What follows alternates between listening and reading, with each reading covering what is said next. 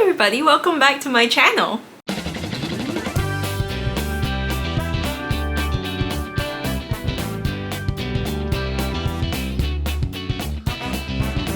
Alright, so full disclosure, I am currently in a state of ennui and I'm uninspired, and when I am uninspired there is only one person whose books I want to cook from. Nigella Lawson. So I don't think it's any surprise to any of you who have been watching me for a little while that Nigella Lawson is my favorite chef of all time, beating out even my other faves like Julia Child and Jacques Pepin.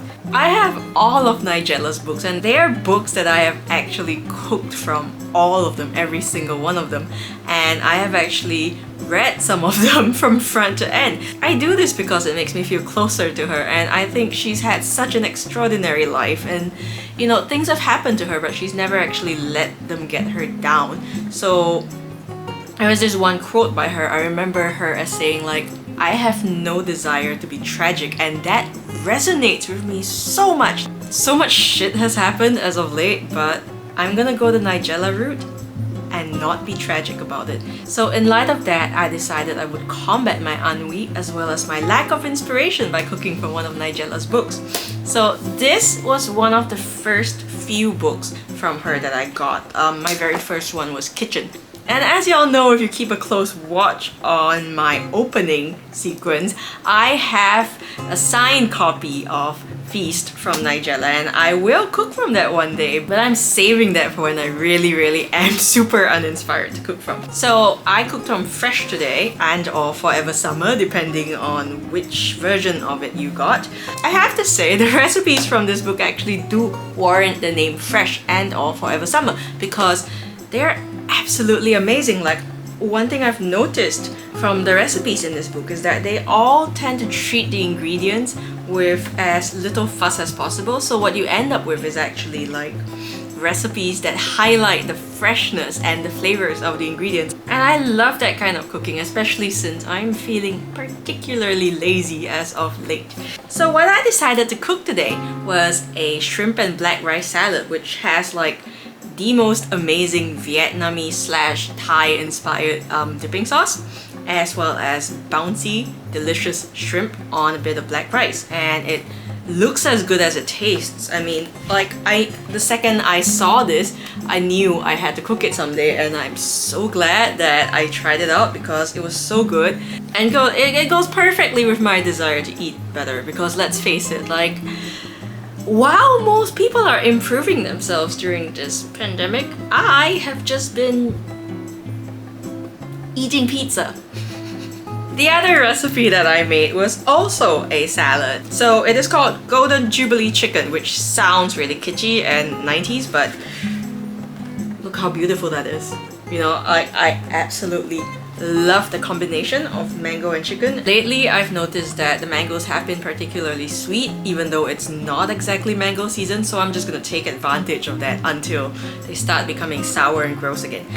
So before we head on over to the kitchen, I would like to ask those of you who haven't already, please subscribe to my channel. I update usually twice a week. Occasionally, when I am a little bit lazy, I will update once a week.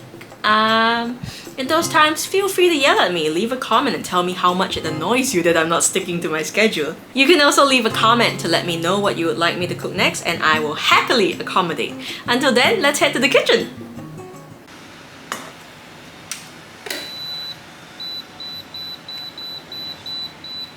Start off by bringing some water to boil and add a little spritz of lime.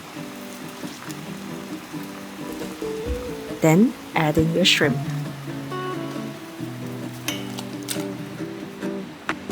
Salt generously. You'll want to immediately remove them as soon as the water bubbles up again.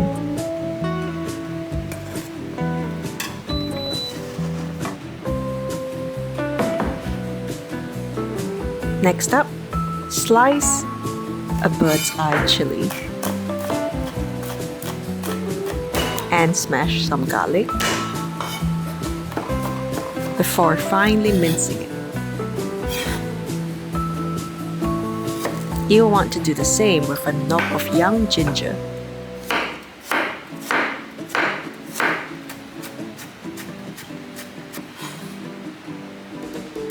Once that's all fine and minced, you're going to mix them all together in a bowl.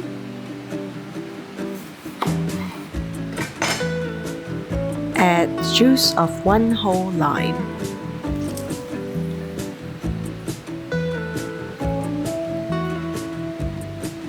Add about 3 small teaspoons of brown sugar.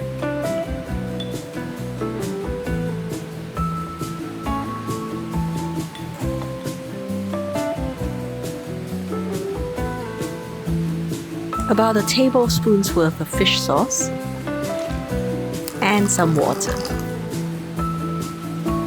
Mix it all together and then set aside. Plate up with your pre-cooked black rice.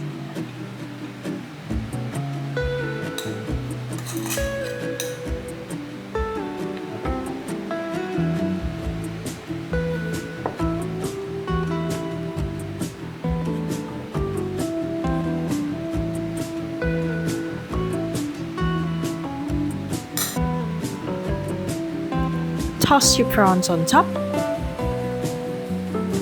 You don't have to be neat or anything.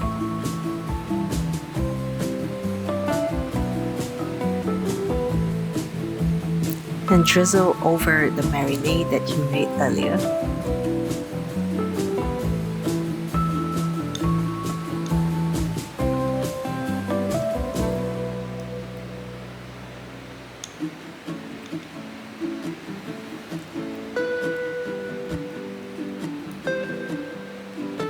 You can garnish with a little bit of spring onion before serving.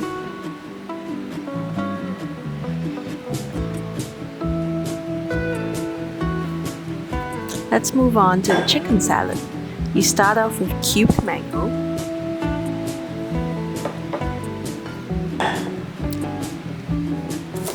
some finely sliced spring onion,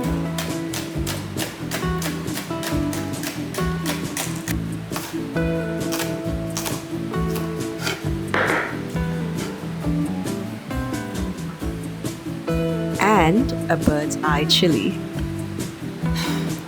which you're going to de-seed.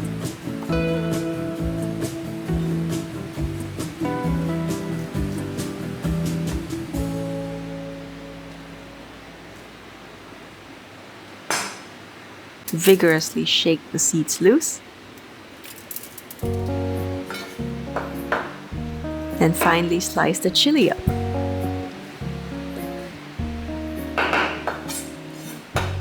Mix it and the spring onion with the mango. And add some lime juice.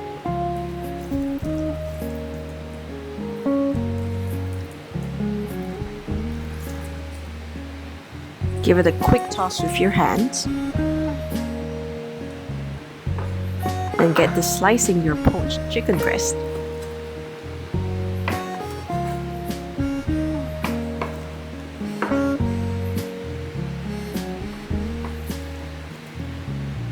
Dice it up into bite-sized cubes.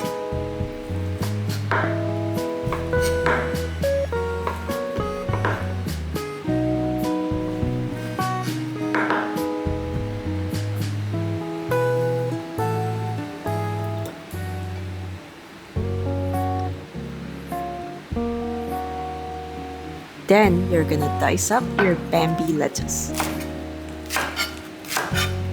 Make sure they're also in bite-sized pieces.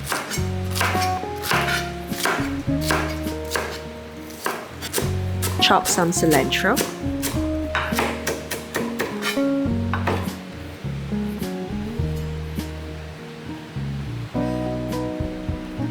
Then mix the lot back together into the bowl with the mangoes.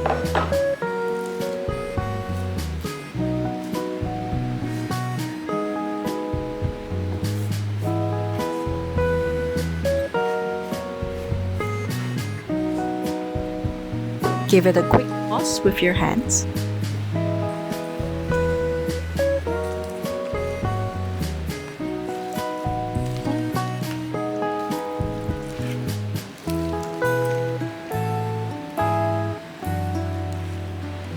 Then add some salt a little bit of sesame oil before giving it one final toss. And that's it, you're ready to serve.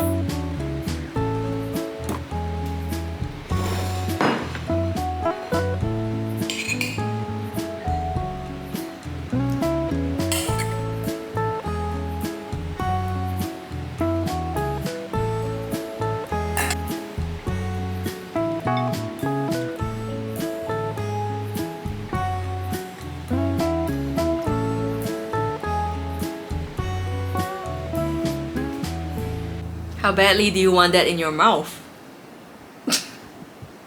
Okay, so what I actually really love about these recipes are the fact that they are so easy to make and they're so very quick. If you can and have the presence of mind to prep ahead, these will take you no more than half an hour. I actually spent very little time making them and I was actually filming at the same time, so I can only imagine how quickly you'd be able to whisk through them if you prepped ahead. Like what I did was I made the rice ahead of time so it would have some time to cool down and, you know, for all the liquid to really like evaporate so the rice would be nice and fluffy.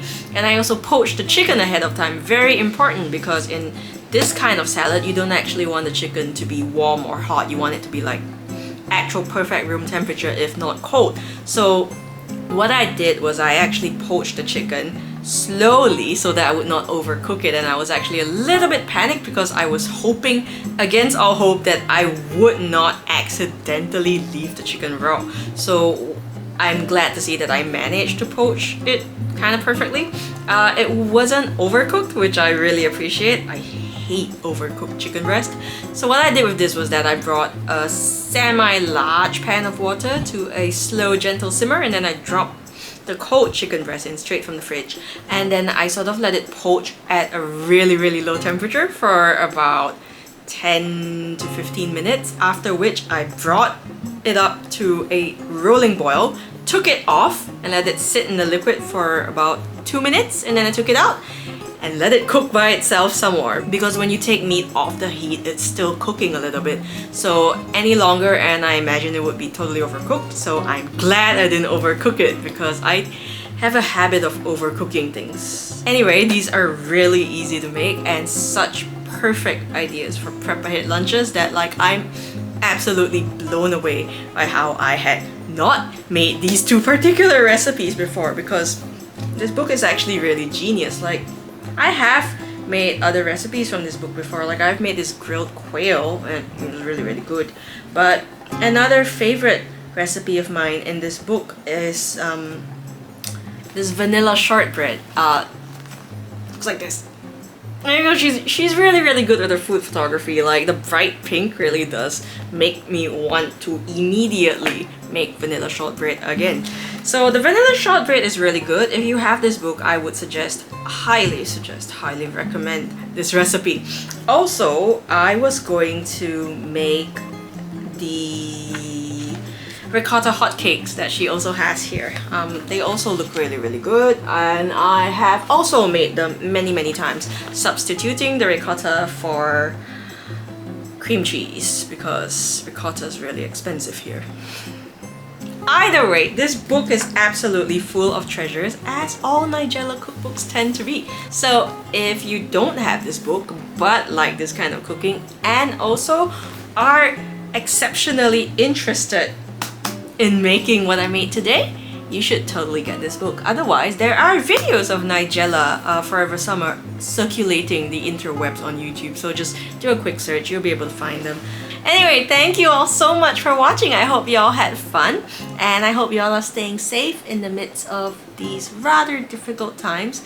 I know it's a little bit exhausting and everybody's sick and tired of staying at home. I myself am exceedingly tired of this, but I hope you're keeping well, drinking lots of water, hydrating, staying safe, and being good to everyone around you. Until next time, I'll see y'all then. Bye!